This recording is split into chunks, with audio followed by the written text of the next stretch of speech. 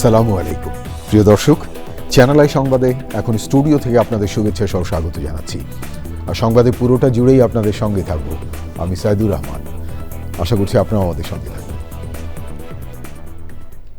এখন সবার আগে শুনুন যথারীতি ফ্রেশ আটা ময়দা সুজি সংবাদ শিরোনাম।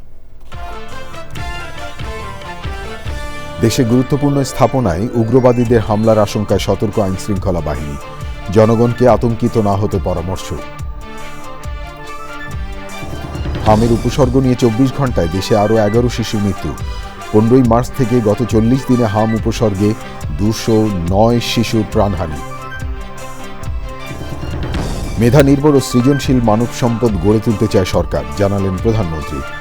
বিয়াম ফাউন্ডেশনের শিশুদের সঙ্গে তারেক রহমান। আসন্ন বাজেটে অর্থনীতিতে শৃঙ্খলা আনার উদ্যোগের কথা জানালেন অর্থমন্ত্রী। কৃষি খাতে প্রযুক্তি ব্যবহার বাড়াতে গণমাধ্যম প্রতিনিধিদের তাগিদ।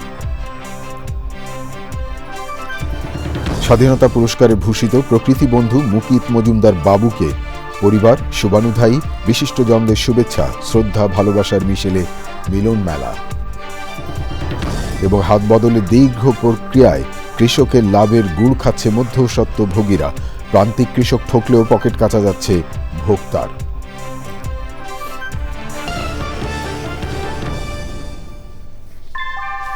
ভূমিকম্প সহনীয় মোস্ট ডিউরেবল দেশের প্রথম থার্মেক্স রড সালাম স্টিল। সালাম স্টিল বোঝে ডিউরেবিলিটি। সালাম স্টিল, মোস্ট ডিউরেবল স্টিল। ধন্যবাদ প্রিয় দর্শক আমাদের সাথে যোগ দেওয়ার জন্য। এতক্ষণ সংবাদ শিরোনাম শুনলেন, চলুন যাওয়া যাক পুরো খবরে। আর এখনকার এই সংবাদ আয়োজন একই সঙ্গে চ্যানেল আই ইউটিউব চ্যানেল এবং চ্যানেল আই ওটিটি প্ল্যাটফর্ম আইস্ক্রিনে লাইভ স্ট্রিম হচ্ছে। নিষিদ্ধ ঘোষিত একটি উগ্রবাদী সংগঠনের সমর্থকদের সম্ভাব্য হামলার পরিকল্পনা ঘিরে দেশের গুরুত্বপূর্ণ স্থাপনাগুলোর নিরাপত্তা জোরদারের নির্দেশ দেওয়া হয়েছে। পুলিশ সদর দফতরের নির্দেশনায় বলা হয়েছে, দেশের সার্বিক নিরাপত্তার জন্য সংগঠনটি অত্যন্ত ঝুঁকিপূর্ণ। আইনশৃঙ্খলা রক্ষাকারী বাহিনী এ বিষয়ে সমন্বিতভাবে কাজ করছে বলে জানিয়েছেন সিটিটিসি। জনগণকে এ ব্যাপারে আতঙ্কিত না হতে বলেছেন তারা। শাকির আদনান জানাচ্ছেন বিস্তারিত। নিষিদ্ধ ঘোষিত একটি উগ্রবাদী সংগঠনের সমর্থকদের সম্ভাব্য নাশকতার পরিকল্পনা ঘিরে 23 এপ্রিল পুলিশের বিভিন্ন ইউনিটকে চিঠি দিয়েছে পুলিশ সদর দপ্তর। চিঠিতে বলা হয়, সম্প্রতি গ্রেপ্তার হওয়া উগ্রবাদী সংগঠনের সদস্য ইশতিয়াক আহমেদের সঙ্গে চাকরিচ্যুত 2 সেনা সদস্যের নিয়মিত যোগাযোগের তথ্য পাওয়া গেছে। এই চক্রটি রাষ্ট্রীয় গুরুত্বপূর্ণ স্থাপনা যেমন জাতীয় সংসদ ভবন, পুলিশ বা সেনাবাহিনীর সদস্য অথবা স্থাপনা, ধর্মীয় উপাসনালয়, বিনোদন কেন্দ্র এবং শাহবাগ চত্বর সহ গুরুত্বপূর্ণ এলাকায় হামলার পরিকল্পনা করতে পারে। ডিএমপিতে এক সংবাদ সম্মেলনে সাংবাদিকদের প্রশ্নের উত্তরে সিটিটিসির কর্মকর্তা বলেছেন, সম্ভাব্য হামলার ব্যাপারে সতর্ক আছে আইনশৃঙ্খলা বাহিনী। আমরা এই তথ্যটা পেয়েছি এবং আমাদের সিটিটিসি, সাইবার ইন্টেলিজেন্স, আমাদের স্পেশাল অ্যাকশন, আমরা এই বিষয়ে কাজ করছি। আমার মনে হয় যে আতঙ্কিত হওয়ার কোনো কারণ নেই। আমরা কাজ করছি, ইনশাল্লাহ আমরা এটাকে ফেস করতে পারবো। চিঠিতে আরও বলা হয়, বোমা বিস্ফোরণ, এমনকি দেশীয় ধারালো অস্ত্র বা আগ্নেয়াস্ত্র ব্যবহার এবং বিভিন্ন বাহিনীর অস্ত্রাগারে তারা হামলার পরিকল্পনা গ্রহণ করে থাকতে পারে। Shakir Adnan, channel I, Dhaka. হামের উপসর্গ নিয়ে গত 24 ঘন্টায় 11 শিশুর মৃত্যু হয়েছে। চলতি মৌসুমে একদিনে এটি সর্বোচ্চ মৃত্যু। হাম পরবর্তী নানা রোগ জটিলতা বাড়বে বলে সতর্ক করেছেন শিশু রোগ বিশেষজ্ঞ এবং রোগতাত্ত্বিক বিশ্লেষকরা। সংক্রমণ এবং মৃত্যু কমাতে জেলা পর্যায়ে পর্যাপ্ত 95% টিকা গ্রহণ নিশ্চিত করতে, বাড়ি বাড়ি গিয়ে টিকা গ্রহীতা শিশুর তথ্য নিশ্চিত করতে তাগিদ দিয়েছেন বিশেষজ্ঞরা। প্রিয় দর্শক, দেখুন জান্নাতুল বাকিয়া কেকার রিপোর্টটি। মার্চ মাসের মাঝামাঝি সময় দেশের উত্তরের জেলা রাজশাহীতে হামের সংক্রমণ দেখা দেয়, যা পর্যায়ক্রমে প্রায় পুরো দেশেই ছড়িয়েছে। হামের সবচেয়ে বেশি সংক্রমণ ও মৃত্যু হচ্ছে ঢাকায়। রাজশাহী ও বান্দরবানের প্রত্যন্ত উপজেলার শিশুরাও হামের সংক্রমণের ভোগান্তিতে এবং মৃত্যুর শিকার। স্বাস্থ্য অধিদপ্তরের তথ্য অনুযায়ী 15 মার্চ থেকে 25 এপ্রিল হামের উপসর্গ নিয়ে 209 শিশুর মৃত্যু হয়েছে। যে এই হামটা এত মারাত্মক কেন হলো, এই হাম থেকে কেন এত জটিলতা দেখা দিল? আমাদের হাম থেকে নিউমোনিয়ার বেশিরভাগই হয় হলো ইমিউন ডেফিসিয়েন্সির জন্য হাম আমাদের রোগ প্রতিরোধ শক্তি কমিয়ে দেয়। শিশুরোগ বিশেষজ্ঞরা বলছেন এবারের মতো হামের এত সংক্রমণ ও মৃত্যুর ঘটনা এর আগে আর কখনোই দেখেনি বাংলাদেশ। এপিডেমিওলজিস্ট হিসেবে বলতে গেলে যে হামটা আমাদের জন্য একটা প্রবলেম ছিল না, কারণ হাম আমরা টিকা দিয়ে যেতাম। হামটা খুব বেশি যে হতো সেটাও না, কারণ সবাই ইমিউনাইজ ছিল। কিন্তু আমাদের প্রবলেমটা হয়ে গেছে যখন মাঝখানে টিকার একটা ঘাটতি দেখা গেছে, এবং সেই ঘাটতিটা আমাদের অন্তর্বর্তীকালীন সরকারের যে স্বাস্থ্য মন্ত্রণালয়, আমি পার্টিকুলারলি হিট করে বলবো স্বাস্থ্য মন্ত্রণালয়কে, তারা খুব জোরালোভাবে চেষ্টা করে নাই সেই টিকাগুলিকে নিয়ে আসার জন্য। হামের প্রাদুর্ভাব প্রবণ প্রত্যন্ত ও দুর্গম অঞ্চলে সংক্রমণ পকেটগুলোকে চিহ্নিত করে চিকিৎসা ও শিশুদের টিকা গ্রহণ নিশ্চিতের তাগিদ দিয়েছেন বিশেষজ্ঞরা। জান্নাতুল বাকিয়া কেকা, চ্যানেল আই, ঢাকা। প্রধানমন্ত্রী তারেক রহমান বলেছেন, মেধা নির্ভর এবং সৃজনশীল মানব সম্পদ গড়ে তুলতে বদ্ধপরিকর সরকার। রাজধানীতে ব্যায়াম ফাউন্ডেশনের 3য় ভবনে ভিত্তিপ্রস্তর স্থাপন করে তিনি বলেন, বিএনপি সরকার এমন এক বাংলাদেশ গড়ে তুলতে চায় যেখানে কোনো বৈষম্য থাকবে না। জনগণের স্বার্থ নিশ্চিত করার কথা বলে প্রশাসনিক কর্মকর্তাদের জনগণের সেবক ভাবার আহ্বান জানিয়েছেন প্রধানমন্ত্রী। রাহুল রায় রিপোর্টটি দেখুন। পেশাগত দক্ষতা বৃদ্ধি, নেতৃত্বগুণ উন্নয়নে প্রশিক্ষণ সহ নানা কর্মসূচির অন্যতম প্রধান কেন্দ্র Bangladesh institute of administration and management ব্যায়াম ফাউন্ডেশন। রাজধানীর নিউ ইস্কাটনে ব্যায়াম ফাউন্ডেশনের 3য় ভবনের ভিত্তিপ্রস্তর স্থাপন করেন প্রধানমন্ত্রী তারেক রহমান। পরে ব্যায়াম ফাউন্ডেশন মিলনায়তনে আলোচনায় দক্ষ মানব শক্তি তৈরিতে সরকারের পরিকল্পনা আর লক্ষ্যের কথা জানান প্রধানমন্ত্রী। দক্ষ মানব সম্পদ তৈরি ব্যায়ামের অন্যতম একটি লক্ষ্য। বিশেষ করে সরকারি কর্মে নিয়োজিত মানব সম্পদকে আধুনিক প্রশিক্ষণের পাশাপাশি প্রযুক্তির সর্বোত্তম ব্যবহারে সক্ষম করে গড়ে তোলা অত্যন্ত জরুরি। তারই ধারাবাহিকতায় বর্তমান সরকার মেধা নির্ভর, আত্মবিশ্বাসী, সৃজনশীল ও দায়িত্ববান মানব সম্পদ গড়ে তুলতে বদ্ধপরিকর। সকল রাষ্ট্রীয় প্রতিষ্ঠানে মেধাভিত্তিক, স্বচ্ছ, দক্ষ ও জনবান্ধব জনপ্রশাসন গড়ে তোলার কোনোই বিকল্প নেই যদি আমরা আমাদের প্রত্যাশিত বাংলাদেশকে গড়ে তুলতে চাই। নির্বাচনের আগে দেয়া প্রতিশ্রুতি রক্ষার কথা বলে প্রধানমন্ত্রী দেশের প্রতিটি মানুষের উন্নয়নের সুফল পাওয়া নিশ্চিত করার আহ্বান জানান। জনগণ আমাদের ইশতেহারের পক্ষে রায় দিয়েছে, সুতরাং বর্তমান গণতান্ত্রিক সরকার নির্বাচনী ইশতেহার এবং জনগণের সামনে স্বাক্ষরিত জুলাই সনদের প্রতিটি দফা, প্রতিটি অঙ্গীকার অক্ষরে অক্ষরে বাস্তবায়ন করতে সরকার বদ্ধপরিকর। জনগণ আমাদের উপর যে আস্থা রেখেছে সেই আস্থার মর্যাদা রক্ষা করতে হলে প্রতিটি ক্ষেত্রে স্বচ্ছতা, জবাবদিহিতা এবং নৈতিকতার দৃঢ় চর্চা নিশ্চিত করা প্রয়োজন। আমরা একটি বাংলাদেশ গড়তে চাই যেখানে উন্নয়নের সফল সমাজের প্রতিটি স্তরে ধীরে ধীরে পৌঁছবে। বৈষম্য কমে আসবে, এক পর্যায়ে ইনশাল্লাহ থাকবে না। প্রধানমন্ত্রী বলেন, সবাই মিলে একটি শক্তিশালী জবাবদিহিতামূলক রাষ্ট্র গড়ে তুলতে হবে। আপনাদের প্রতি আমার আহ্বান, নিজেদেরকে শুধু প্রশাসনিক কর্মকর্তা হিসেবে নয়, বরং জনগণের সেবক এবং বন্ধু হিসাবে ভাবুন। রাহুল রায়, চ্যানেল আই, ঢাকা। ব্যায়াম ফাউন্ডেশনে নতুন ভবনে ভিত্তিপ্রস্তর স্থাপন অনুষ্ঠানের ফাঁকেই স্কুলে গিয়ে শিশুদের সঙ্গে কিছুটা সময় কাটান প্রধানমন্ত্রী তারেক রহমান। প্রধানমন্ত্রীকে কাছে পেয়ে আবেগ আপ্লুত হয়ে পড়ে শিক্ষার্থীরা। প্রিয় দর্শক, মানবিক সেই মুহূর্তের খবর জানাচ্ছেন রাহুল রায়। তার আরেকটি রিপোর্ট দেখুন। রাজধানীতে ব্যায়ামের নতুন ভবনের ভিত্তিপ্রস্তরের আনুষ্ঠানিকতা চলছিল বেশ গম্ভীর পরিবেশে। হঠাৎই যেন বদলে যায় দৃশ্যপট। উদ্বোধন শেষে হঠাৎ করেই ব্যায়াম ল্যাবরেটরি স্কুলে প্রবেশ করেন প্রধানমন্ত্রী। নিরাপত্তা বলয় পেরিয়ে যখন তিনি শ্রেণীকক্ষে প্রবেশ করেন তখন বিস্ময়ে হতবাক শিশুরা। কিছুক্ষণের মধ্যেই তা রূপ নেয় আনন্দে।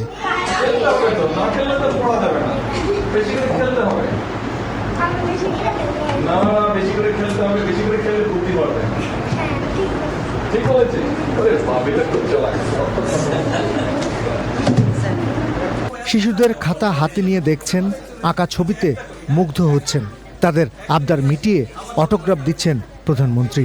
এমন দৃশ্য স্পর্শ করে শিশু হৃদয়।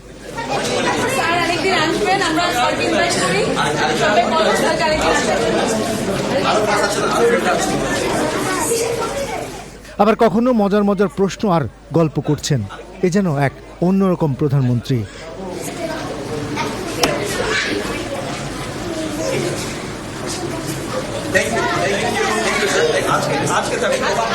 ক্ষমতার বাইরে এক মানবিকতার গল্প, যাই কোমলমতি শিশুরা হৃদয়ে ধারণ করবে সারা জীবন। দুপুরে প্রধানমন্ত্রীর তেজগাঁও কার্যালয়ে কলেজ ছাত্র রিজওয়ান রশিদের বানানো গো কার্ট চালিয়ে তাকে উৎসাহ দিয়েছেন প্রধানমন্ত্রী তারেক রহমান। রাহুল রায়, চ্যানেল আই, ঢাকা। আসন্ন বাজেটে স্বাস্থ্য ও শিক্ষা খাতে জিডিপির 5% বরাদ্দ দেওয়ার কথা জানিয়েছেন অর্থমন্ত্রী আমির খসরু মাহমুদ চৌধুরী। অর্থ মন্ত্রণালয় আয়োজিত প্রাক বাজেট আলোচনায় গণমাধ্যম প্রতিনিধিদের সঙ্গে বৈঠকে তিনি আরও বলেন, বৈশ্বিক প্রেক্ষাপটে জ্বালানি বাড়তি দাম আর মূল্যস্ফীতি নিয়ন্ত্রণকে গুরুত্ব দেওয়া হবে। খাদ্য নিরাপত্তা নিশ্চিতে আসন্ন বাজেটে কৃষি খাতে বরাদ্দ বাড়ানোর তাগিদ দিয়েছেন কৃষি ও গণমাধ্যম ব্যক্তিত্ব শাইখ সিরাজ। বিস্তারিত জানাচ্ছেন রফিকুল বাশার। টেলিভিশন ও পত্রিকার সম্পাদক এবং ঊর্ধ্বতনদের সাথে অর্থমন্ত্রী আমির খসরু মাহমুদ চৌধুরীর প্রাক বাজেট আলোচনায় খাদ্য নিরাপত্তা নিশ্চিতে কৃষিখাতে মজুদ সক্ষমতা বাড়ানোর পাশাপাশি ন্যানো প্রযুক্তির ব্যবহার বাড়ানোর কথা বলেন কৃষি ও গণমাধ্যম ব্যক্তিত্ব শাইখ সিরাজ। এখনো আমরা যে পরিমাণ সার ব্যবহার করি, 26 লাখ মেট্রিক টন ইউরিয়া ব্যবহার করি, আর সবগুলো ডিএপি, এমওপি, টিএসপি মিলিয়ে প্রায় আমাদের 70 লাখ টনের মতো।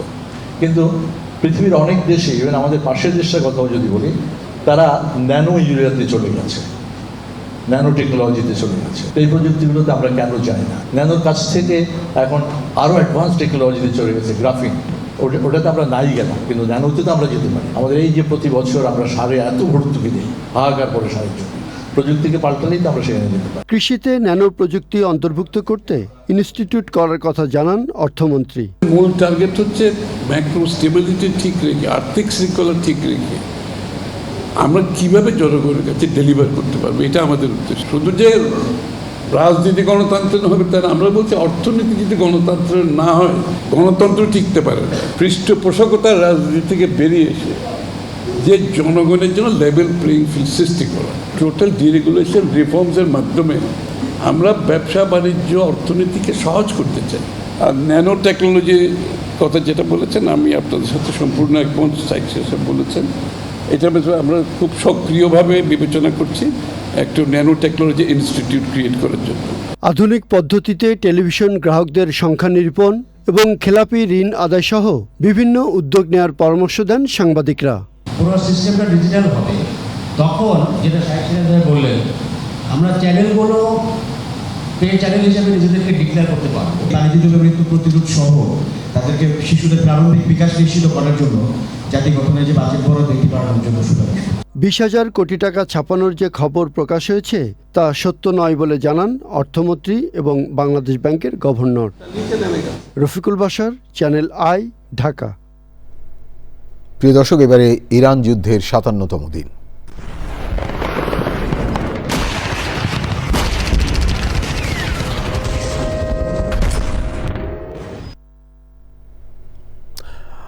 যুক্তরাষ্ট্র এখন যুদ্ধ থেকে একটি সম্মানজনক প্রস্থানের পথ খুঁজছে বলে দাবি করেছে ইরান। ইরান ও যুক্তরাষ্ট্রের মধ্যে চলমান কূটনৈতিক তৎপরতা আরও জোরদার করতে টেলিফোনে আলোচনা করেছেন মিশরের পররাষ্ট্রমন্ত্রী বদর আবদেলাতি এবং পাকিস্তানের উপপ্রধানমন্ত্রী ও পররাষ্ট্রমন্ত্রী ইসহাক দার। তবে সরাসরি বৈঠকের পরিকল্পনা নেই বলে জানিয়েছেন ইরানের পররাষ্ট্র মন্ত্রণালয়ের মুখপাত্র ইসমাইল বাগাই। ইসরায়েল বলছে, ইরানে সামরিক অভিযান চালাতে যুক্তরাষ্ট্রের অনুমতি অপেক্ষায় রয়েছে দেশটির বাহিনী। ইরানি পতাকাবাহী একটি জাহাজ জব্দ করেছে যুক্তরাষ্ট্র। চলমান যুদ্ধবিরতি ঘোষণার পরেও লেবাননের সশস্ত্র সংগঠন হিজবুল্লাহ ও ইসরায়েলি সেনাবাহিনীর মধ্যে সংঘর্ষ চলছে।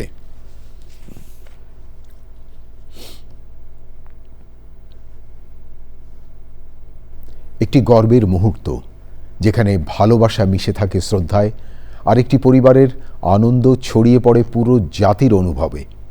সবুজের আবরণে আলোকিত এক মুখ, প্রকৃতি বন্ধু বীর মুক্তিযোদ্ধা মুকিত মজুমদার বাবু। দেশের সর্বোচ্চ বেসামরিক রাষ্ট্রীয় সম্মাননা স্বাধীনতা পুরস্কার প্রাপ্তির এই সম্মান ঘিরে পরিবার, শুভানুধ্যায়ী এবং বিশিষ্টজনদের মিলন যেন হয়ে ওঠে এক আবেগঘন উদযাপন।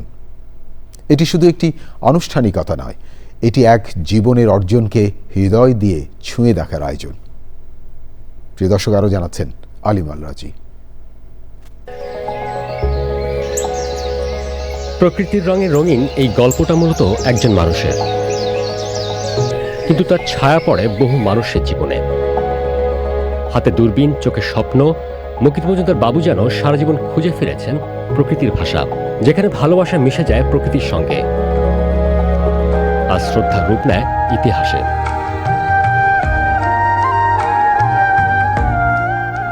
এই মানুষটি শুধু একজন বীর মুক্তিযোদ্ধা নন, তিনি এক চলমান সবুজ আন্দোলন, যিনি শিখিয়েছেন প্রকৃতি ভালোবাসা মানেই দেশকে ভালোবাসা।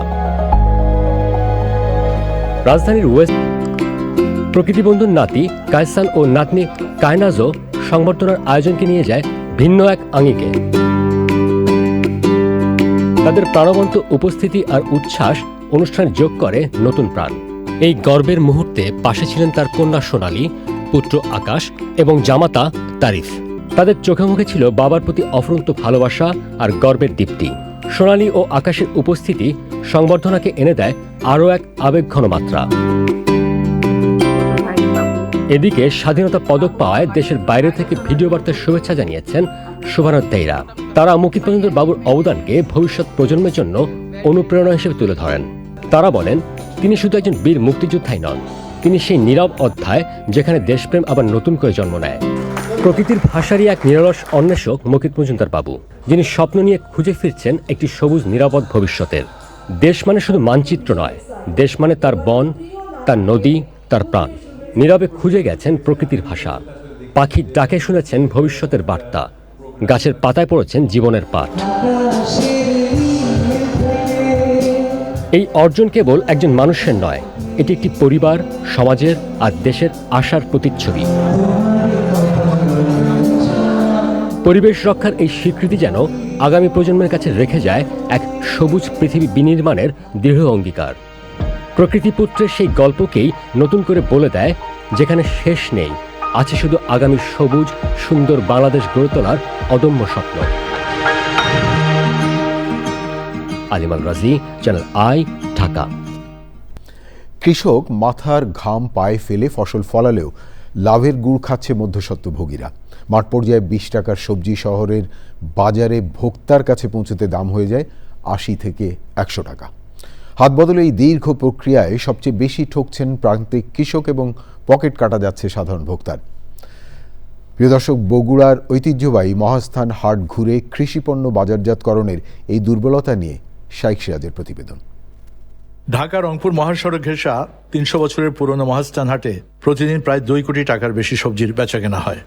কত করে কিনতেছেন?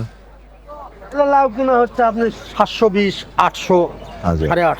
আমি এখানে ব্যবসা করি দীর্ঘ 15-16 বছর হচ্ছে। আপনি কি পরিমাণ টাকা প্রতিদিন খাটান? আমি 50,000, 60,000, 1 লাখ গাড়ি প্রতিদিন গাড়ি করি। মহাবালা গ্রামের কৃষক সাইদুল ইসলাম তার উৎপাদিত মিষ্টি কুমড়া নিয়ে এসছেন বিক্রির জন্য। ফসল উৎপাদনের খরচ ও ঝুঁকি কৃষকের উপর, অথচ দামের সিদ্ধান্ত নেয় ফড়িয়া। আপনি কত চাচ্ছেন? উনি হচ্ছে কৃষক, 1200। সে তার খরচ, তার এটার মধ্যে সর্ব ধরনের খরচ বেড়ে সেই হিসাব করছে 1200 টাকা বেচলে তার পুষবে। আপনি 800 কইতেছেন, উনি 700 কইতেছে, তো ও তো আপনার কাছে জিম্মি হয়ে গেল। এখানে এই ভ্যানটা কৃষক তার মাল নিয়ে আসতে আসতেই পাইকাররা মানে মৌমাছির মতো গিয়ে তাকে ধরল। আপনারা সব পাইকার? আচ্ছা, আপনি কত করে চান?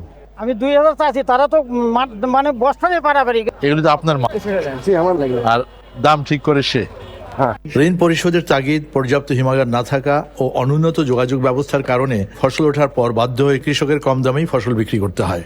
বিক্রি করাই লাগে, এখন ধরেন 2 টাকা কম হলেও বেচা লাগে। কাঁচা জাতীয় সবজি তো তেল পাওয়া যায় না, সার পাওয়া যাচ্ছে না, দোকানে গেলে 10 টাকার জিনিস 14 টাকা দাম, যত জ্বালা তো কৃষিরই।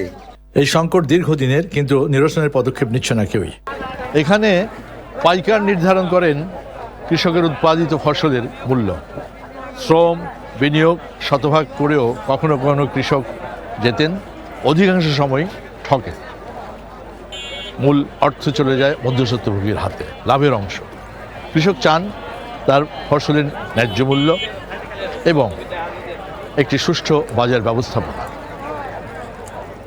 বগুড়ার মহাস্থান বাজার থেকে শাইখ সিরাজ, চ্যানেল আই। প্রধানমন্ত্রীর নির্দেশে অসহায় প্রতিবন্ধীদের মাঝে হুইল চেয়ার বিতরণ করেছে ঢাকার ৯ আসনের সংসদ সদস্য এবং সড়ক পরিবহন ও সেতু প্রতিমন্ত্রী হাবিবুর রশিদ। শনিবার বিকেলে রাজধানী মাদারটেকে Abdul Aziz school and college মাঠে প্রতিবন্ধীদের মাঝে এই কর্মসূচি পালন করেন তিনি। হাবিবুর রশিদ জানান, হুইল চেয়ার বিতরণ আগামীতেও চলবে। ঢাকা ৯ আসনে মাদকের কোনো অস্তিত্ব রাখা হবে না বলেও জানান তিনি। মাদক কারবারের সাথে জড়িতরা যে দলেরই হোক না কেন তাদের আইনের আওতায় আনার হুঁশিয়ারি দিয়েছেন প্রতিমন্ত্রী।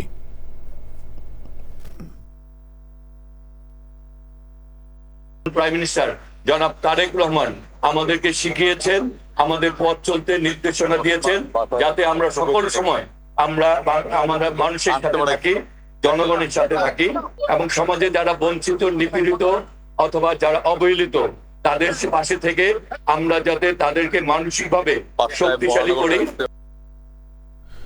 হাবিবুর রশিদ সেতু প্রতিমন্ত্রী কথা বলছিলেন। ময়মনসিংহ সদর উপজেলায় খালপাড় এলাকা থেকে বিলুপ্ত প্রায় প্রাণী গন্ধ গোকুল উদ্ধার করেছে বন বিভাগ। পরে মুক্তাগাছার রসুলপুরে বনে প্রাণীটিকে অবমুক্ত করা হয়। স্থানীয়রা জানান, বেশ কিছুদিন ধরেই প্রাণীটি খাবারের খোঁজে খালপাড়ে ঘোরাফেরা করছিল। স্থানীয় আলমগীর হোসেনের বাসায় মুরগির ছানা শিকারের সময় গন্ধ গোকুলটিকে আটক করা হয়। পরে খবর পেয়ে বন বিভাগের সদস্যরা গিয়ে প্রাণীটিকে উদ্ধার করে বনে অবমুক্ত করেন। রাঙ্গামাটির কাপ্তায়ে আহত অবস্থায় বিরল প্রজাতির লজ্জাবতী বানর উদ্ধার করা হয়েছে। উপজেলার ১ নম্বর চন্দ্রঘোনা ইউনিয়নের কেপিএম কলাবাগান এলাকা থেকে প্রাণীটিকে উদ্ধার করে রেস্কিউয়ার টিমের সদস্য সহ স্থানীয় যুবক ইমরান হোসেন ইমন। খবর পেয়ে প্রাণীটিকে প্রাথমিক চিকিৎসা শেষে চট্টগ্রাম জেলা রাঙ্গুনিয়ার উপজেলার নিশ্চিন্তাপুর ইকো পার্ক কর্তৃপক্ষের কাছে হস্তান্তর করে বন বিভাগ। বাংলাদেশ সহ বিশ্বের ৭৫টি দেশের নাগরিকদের জন্য অভিবাসী ভিসা ইস্যু সাময়িকভাবে স্থগিত করেছে যুক্তরাষ্ট্র। আজ ঢাকায় মার্কিন দূতাবাস এক বিজ্ঞপ্তিতে জানায় ২০২৬ সালের ২১শে জানুয়ারি থেকে নতুন এই নীতি কার্যকর হবে। মূলত যেসব দেশের অভিবাসীদের মধ্যে মার্কিন সরকারি সহায়তার উপর নির্ভরশীলতার হার বেশি তাদের ক্ষেত্রেই এই সিদ্ধান্ত নিয়েছে যুক্তরাষ্ট্রের ডিপার্টমেন্ট অফ স্টেট। তবে এই নিষেধাজ্ঞা পর্যটক এবং শিক্ষার্থী ভিসার ক্ষেত্রে প্রযোজ্য হবে না। উল্লেখ্য মার্কিন প্রেসিডেন্ট ডোনাল্ড ট্রাম্পের তালিকায় সরকারি সুবিধাভোগী অভিবাসী দেশের মধ্যে বাংলাদেশ ১৯তম অবস্থানে ছিল। দক্ষিণ এশিয়ার দেশগুলোর মধ্যে পাকিস্তান, নেপাল ও আফগানিস্তান এই নিষেধাজ্ঞার তালিকায় রয়েছে। Dutch Bangla bank Bangladesh New Zealand ৩ ম্যাচে টি-20 সিরিজ সামনে রেখে চট্টগ্রামে পূর্ণাঙ্গ অনুশীলন শুরু করেছে দুদল। ওয়ানডে সিরিজ জয়ের ধারাবাহিকতা টি-20তেও ধরে রাখার লক্ষ্য স্বাগতিকদের। পেসারদের পাশাপাশি মিডল ওভারে স্পিনাররা দক্ষতা দেখালে জয় দিয়ে আসর শুরু করতে পারবে টিম টাইগার্স, জানিয়েছেন বাংলাদেশের spin bowling coach Mushtaq Ahmed. সিরিজের সবগুলো ম্যাচের ধারাভাষ্য সরাসরি শোনা যাবে রেডিও ভূমি মোবাইল অ্যাপ এবং ৯২.৮ FM-এ। প্রিয় দর্শক, বেলাল হোসেনের ভিডিও চিত্রে চট্টগ্রাম থেকে আরও জানাচ্ছেন সহকর্মী আদিল আহমেদ শান। টি-20 বিশ্বকাপের রানার্স আপ নিউজিল্যান্ডের বিপক্ষে প্রথমবারের মতো চট্টগ্রামে ক্রিকেটের শর্ট ফরম্যাটের ক্রিকেট খেলবে বাংলাদেশ। ওয়ানডে সিরিজের পর একদিনের বিশ্রাম শেষে মাঠের অনুশীলনে ফিরেছে অধিনায়ক লিটন দাসের দল। সিরিজের প্রথম 2 টি-20-র জন্য অভিজ্ঞ 3 পেসার তাসকিন, মোস্তাফিজ ও নাহিদ রানাকে বিশ্রামে রেখেছে স্বাগতিক টিম ম্যানেজমেন্ট। অভিষেকের অপেক্ষায় আব্দুল গাফফার সাকলাইন এবং রিপন মণ্ডলের দিকে বাড়তি নজর টাইগার ভক্তদের। তবে উইকেটের ভিন্নতা পেসারদের পাশাপাশি স্পিনারদেরকেও সফলতা দিবে। জয় দিয়ে আসর শুরুর আত্মবিশ্বাসের কথা জানিয়েছেন টাইগারদের spin bowling coach. One day series জয়ের পর ড্রেসিং রুমে একটা খুশির আবহ রয়েছে, যা আমাদের টি-20তে জয়ের জন্য আত্মবিশ্বাস দিচ্ছে। পেসাররা দুর্দান্ত করেছে, তবে এবারের উইকেটটা ভিন্ন হবে। মিডল ওভারে রিশাদ নাসুমরা স্পিনে ভূমিকা রাখলে জয় পাওয়াটা সহজ হবে।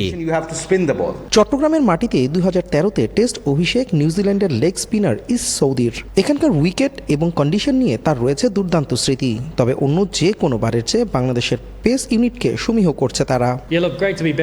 চট্টগ্রাম নিয়ে আমার দুর্দান্ত স্মৃতি আছে। দলে একাধিক তরুণ ক্রিকেটার আছে, তবে তারা জানে কিভাবে ঘুরে দাঁড়াতে হয়। বাংলাদেশের পেস ইউনিট আগের যে কোনো বারের চেয়ে দুর্দান্ত। আন্তর্জাতিক অঙ্গনে তাদের এমন ভয়ঙ্কর রূপ আগে দেখিনি। বাংলাদেশ নিউজিল্যান্ড 3 ম্যাচ সিরিজের প্রথম টি-20 চট্টগ্রামে শুরু হবে 27 এপ্রিল। টি-20 বিশ্বকাপের বর্তমান রানার্স আপদের বিপক্ষে টি-20 সিরিজ জেতা শুধু কঠিন নয়, বরং চ্যালেঞ্জেরও। তবে সেটা নিতে প্রস্তুত অধিনায়ক লিটন দাসের দল। ওয়ানডের মতো পেসারদের দাপট এই চট্টগ্রামের সাগরিকা পাড়ের উইকেটে থাকলেও উইকেটের ভিন্নতা থাকায় তুরুপের তাস হতে পারে টাইগার স্পিনাররাও। চট্টগ্রামের সাগরিকা পাড়ের স্টেডিয়াম থেকে আদিল আহমেদ শান, চ্যানেল আই। প্রিয় দর্শক, এবারে জনপ্রিয় জব্বারের বলি খেলা। চট্টগ্রামের ঐতিহাসিক জব্বারের বলি খেলায় হ্যাটট্রিক চ্যাম্পিয়ন হয়েছে কুমিল্লার বাঘা শরীফ। বলি খেলার 117তম আসরেই তিনি একই জেলার রাশেদকে পরাজিত করে চ্যাম্পিয়ন হন। তৃতীয় স্থান নির্ধারণী খেলায় শাহজালালকে হারিয়ে তৃতীয় হয়েছেন মিঠু।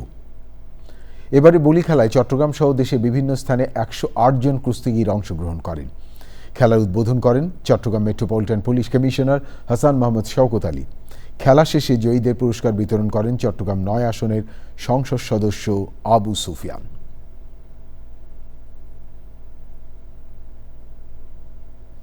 প্রিয় দর্শক, এই ছিল আপনাদের জন্য আমাদের সকল আয়োজন। তবে যাবার আগে ফ্রেশ আটা, ময়দা, সুজি সংবাদ শিরোনাম আরও একবার। দেশে গুরুত্বপূর্ণ স্থাপনায় উগ্রবাদীদের হামলার আশঙ্কায় সতর্ক আইনশৃঙ্খলা বাহিনী, জনগণকে আতঙ্কিত না হতে পরামর্শ। হামের উপসর্গ নিয়ে 24 ঘণ্টায় দেশে আরও 11 শিশুর মৃত্যু। 15ই মার্চ থেকে গত 40 দিনে হাম উপসর্গে 209 শিশুর প্রাণহানি। মেধা নির্ভর ও সৃজনশীল মানব সম্পদ গড়ে তুলতে চায় সরকার, জানালেন প্রধানমন্ত্রী। ব্যায়াম ফাউন্ডেশনের শিশুদের সঙ্গে তারেক রহমান। আসন্ন বাজেটে অর্থনীতিতে শৃঙ্খলা আনার উদ্যোগের কথা জানালেন অর্থমন্ত্রী। কৃষি খাতে প্রযুক্তির ব্যবহার বাড়াতে গণমাধ্যম প্রতিনিধিদের তাগিদ। স্বাধীনতা পুরস্কারে ভূষিত প্রকৃতি বন্ধু মুকিত মজুমদার বাবুকে পরিবার, শুভানুধ্যায়ী বিশিষ্টজনদের শুভেচ্ছা, শ্রদ্ধা, ভালোবাসার মিশেলে মিলন মেলা। এবং হাত বদলের দীর্ঘ প্রক্রিয়ায় কৃষকের লাভের গুড় খাচ্ছে মধ্যস্বত্বভোগীরা। প্রান্তিক কৃষক ঠকলেও পকেট কাটা যাচ্ছে ভোক্তার।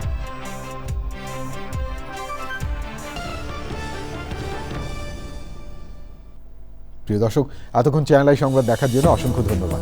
ভালো থাকবেন আর ভালো রাখবেন সবাইকে।